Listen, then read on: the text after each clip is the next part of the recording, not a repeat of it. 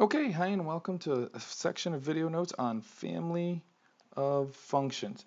You may have done this activity with us, hopefully you have at this point, where you've got some prior knowledge to this. What we're going to do with this section is kind of fill in some of the gaps on these functions that we did in the activity. So linear, quadratic, cubic, absolute value, and exponential.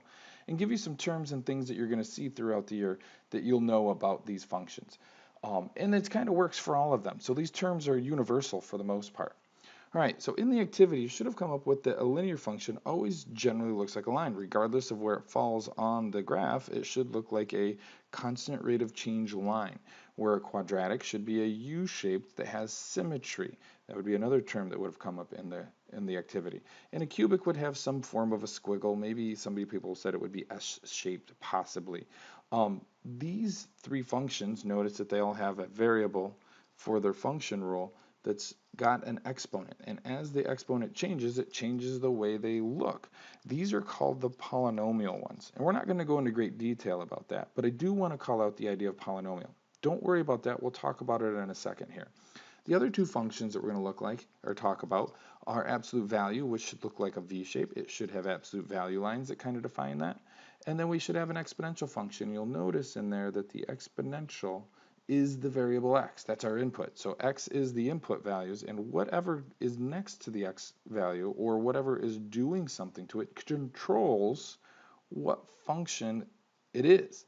So with that being said, what we're going to do is we're going to kind of jump down here and talk about some different definitions and come back up to our examples and see if we can see it in there. Okay, so I said that I would they'd talk about this polynomial part in a second, so let's do that really quick. So just really basically, I want you to understand that our polynomial functions then, what it means is many terms. It means that I can have some values with my function. So here's a fourth degree. Let's get rid of that. Let's just look at a cube. So here's a 3x squared. So this would be a quadratic function if I were to call it that. And it can have more terms, one term, two terms, it could have three terms. But the lead term, or the largest one, will always be written to the left, and that's the one that tells us what type of function it is. So this one's quadratic, even though it has a linear part to it. That's okay. So those are polynomial functions. Which ones are those? Linears, quadratics, and cubics.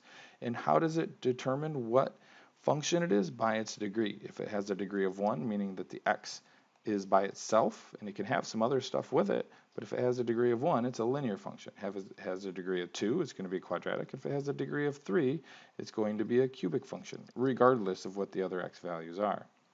Okay, so we could have that be our cubic. So again, that's the lead term there. We're going to look at that lead term and its lead coefficient and its degree to kind of give us some information about it. Pretty simple. All right, ones that we're not going to call polynomial functions, so not polynomial function, is going to be absolute value and exponential. We don't really look at them because they have a different function thing taking place. Absolute value have an x inside of an absolute value, where an exponential has the x as an exponent. So they don't function quite the same. There's a couple spots where they're slightly different. So let's talk about what a parent function is then. That's our first definition. Check off one here. A parent function then, this easiest way to describe it is it's the simplest or most basic form of that function, meaning that it has nothing else. So all of these here in this row right here are the parent functions. These are the simplest ways that you can write a linear function.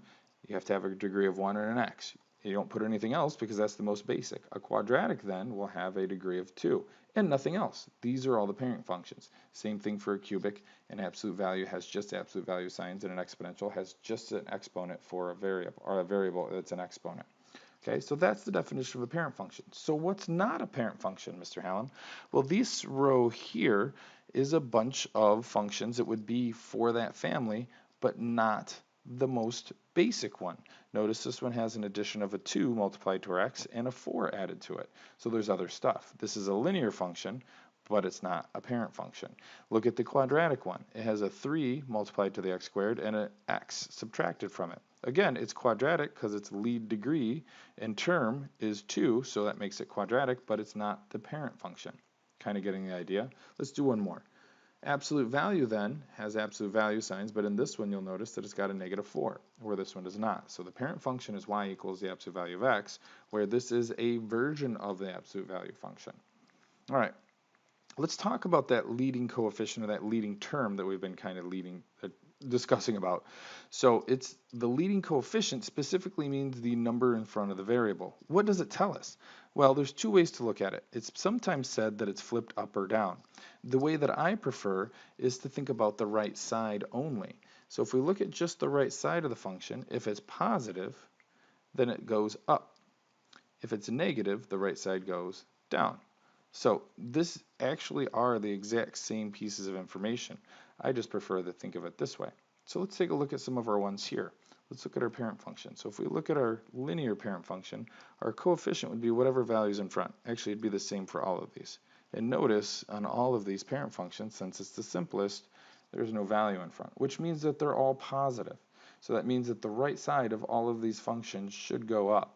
Okay, so if we're looking at that, the linear, here's the right side of the function, right, from the origin at least. Where's the center of a line? There really isn't one, is there? But anyway, if we pretend that this is the right side, it goes up. Quadratic's easier. There's the center of ours, right, or the vertex that we'll learn. The right side of it goes up. Cubic, here's kind of its center. The right side of it goes up. Absolute value, here's the center. The right side goes up. Exponential, here's the right side. It also goes up. Not too hard. What happens if it was a negative? So if we took let's grab a different color here. Whoops. Let's grab orange. If I add some negatives here, let's put a negative in for the absolute value. Guess what it would look like? It would flip down. Okay. We said flip down, but what's the right side doing? Well, the right side on this one is now going down. Well, let's add another negative somewhere. Let's add a negative here to this B. So we do the negative there. What happens? It flips down. Now I can draw these because I know what they look like.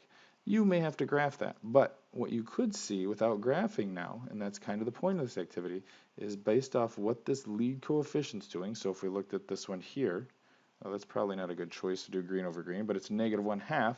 I know that the right side of this is going to go down. Okay. If I look at this absolute value, I know that it's positive right here because that's the lead coefficient. It's going to go up. I don't have another negative, but let's make one. Let's change this one here to negative. So it's a negative 2x, so there's our lead coefficient at negative 2. I know that that right side is going to go down. All right, so you can either say flipped up or flipped down. Either way, it'll provide the right information. Okay, so let's talk about critical points. And right now, the main critical point we're going to see, and we may add some more later, is going to be the vertex. Not all functions have a vertex. Well, they do, but they're difficult to see. Only a couple of these functions that they're really easy to see, and that's the ones that we're probably going to focus on. So if we look at the quadratic here, quadratics do have a very visible vertex. Same thing for an absolute value. Those two have the two clear vertexes. Really, there is a vertex to the cubic, but we're not going to pay too much of attention. Same thing for an exponential, and a line, as odd as it sounds, does actually have a center. So really, just for the quadratics and just for the absolute values, are we going to worry about the vertex for now? Okay. Y-intercept. You guys should be pretty good with that. It's where the graph crosses the y-axis. Later on, we're going to learn that it's always the constant in standard form. You don't know what standard form is, but if we did have a constant, it would be our vertex. Or I'm sorry, our y-intercept. So y-intercept again is clearly where it crosses. And these are really pretty boring ones. So when we get to the examples, you'll see some more of that. So wherever it crosses the y-axis. All right, domain and range, we've covered those a few times. Domain and range is all the domain specifically is all the inputs, and ranges is all the outputs that function exists on, right? Where we can find it for the domain, all the x values, and for the range, all the y values. Now what's unique with these is that the domains on these, because all of the ones that we have done so far have ended, let me grab a different color, these have arrows on the ends, which makes them a little bit different. It doesn't have a solid point, so we can say, oh, it's this coordinate here for the domain. This arrow keeps going forever. So how far to the right can that arrow go? How far, if I keep measuring over off my x-axis, how far can I go before that arrow stops? And hopefully the answer is it doesn't. So what number does it go to? It goes to positive infinity. Well, let's do the low bound, right? The left side of this domain. So how far over on the x-axis do I go before this arrow stops? It doesn't. It keeps going, right? And it keeps going forever on the domain until the negative infinity. I know, crazy, right? So if we were to write this, we would say that the lowest point that we can't include, that would be a rounded bracket, would be negative infinity, and the highest point that we can't ever have and not included would be negative or positive infinity. That would be the domain. Okay. Additionally, if you look at this, isn't it crazy that it also goes up forever and down? So the range for this would also be negative infinity to positive infinity. I know, crazy. Let's explore that in the examples a little bit more in the next video. Intervals then are a bounded set of numbers that define where it's increasing or decreasing. That's also kind of strange. Basically, it's like a mini domain and range. What that means is we're going to find the domain and range of just a section of the function. So let's sketch one right here. So I'm going to sketch a little parabola, a little quadratic. So if I sketch this little quadratic, and remember, we always lead functions from left to right. So if I sketch this, is there a section of it that's decreasing, and is there a section that's increasing? So the interval is kind of like a mini domain and range. If I asked where was it increasing at, you would say, well, right here at its vertex, it starts to increase. So this side from here, whatever its boundary is from this vertex to, well, this one keeps going forever, right? It doesn't really stop, to positive infinity. So wherever that vertex to positive infinity would be a little domain. And if I wanted to see its decreasing interval, so where it was going down from left to right, which would be here, so it's going downwards, right? I could make another little interval for that, and I could say, well, it's coming from negative infinity all the way over here, and it's coming down to the vertex, and I could make a little decreasing interval. So we could have one decreasing interval, and we could have one increasing interval. All right, let's talk asymptotes. Really, for our functions, there's only one function that has an asymptote. And an asymptote is a line, or you can think of like a boundary, usually a horizontal line for what we're going to do. Not always later, but for now, it's usually a horizontal line that the function never crosses. And we call them curves sometimes in our official terminology. So if we look at these, let's go back up and look at the exponential. Here's our exponential. Notice how this exponential never crosses that x-axis, right? Because it's growing in some fashion, so it's cutting in half. Remember, we probably had the conversation in class that said, well, we can keep cutting it in half, and it looks like it gets really close to this value of y where it's 0, but it never crosses it. So it's like a little imaginary boundary that we never cross. Okay. All right. Getting towards the bottom. End behavior is another thing that we can look at. End behavior is what's the graph doing at its ends?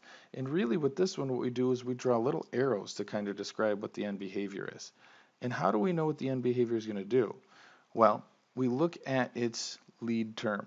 Okay, so by definition, the end behavior is determined by the leading coefficient and its degree, and the path that it takes on both sides. And that's really what I want you to focus on, is that it's the path that it's going on both sides. So let's see if we can do the lead degree here. Now remember, we talked about the lead coefficient. It tells us what the right side always does. So if we look at the lead coefficient, we can tell if the right side's going to go up if it's positive, or if it goes down if it's negative.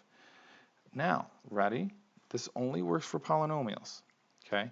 So this polynomial, and this part here, if the polynomial function, so if it's linear, quadratic, or cubic, if the degree, right? If the degree is even, they go the same direction. If it's even, they go the same direction. That's strange. It's really nice though. If it's odd, if the degree is odd, they go opposite directions. So what does that look like up here? So if I look at this linear function, what's its degree? Well, it's 1. Is that even or odd? Well, it's odd. So that means that the end behavior is that one side is going to go up, the other side must go down. Why? Because it's got a degree of 1, and that's an odd degree. And then we look at the lead coefficient. Well, this one's positive, so I know the right side goes up, so the left side has to go down. Crazy. Well, let's look at the quadratic. Here's a quadratic. And again, look at your lead coefficient. So that's positive right now. And so that means that the right side must go up. And it's even. So our degree is even though, right? So that means that both sides have to go the same direction, or the left side has to go up. So end behavior is kind of explaining what these arrows are doing. That's how I like to think of it. So if I look at a cubic, again, let's make sure that we check out the lead coefficient. The lead coefficient for this one is positive, and it's odd. So if it's positive, the right side goes up. If it's odd, then the left side has to go down. Odds go opposite directions. Does that kind of make sense? So if we were to identify the end behavior of an absolute value, both sides go up. And exponentials are kind of tricky. It's hard to say what the end behaviors are doing. This one kind of mellows out and this one goes up. But really we do it for just polynomials for the most part. All right, so we've covered all the main topics and all the terms here. You should have an idea of what they are. I'm going to go ahead and make the example videos so you can watch those and see what these look like in action. Okay, we'll see you in the next video.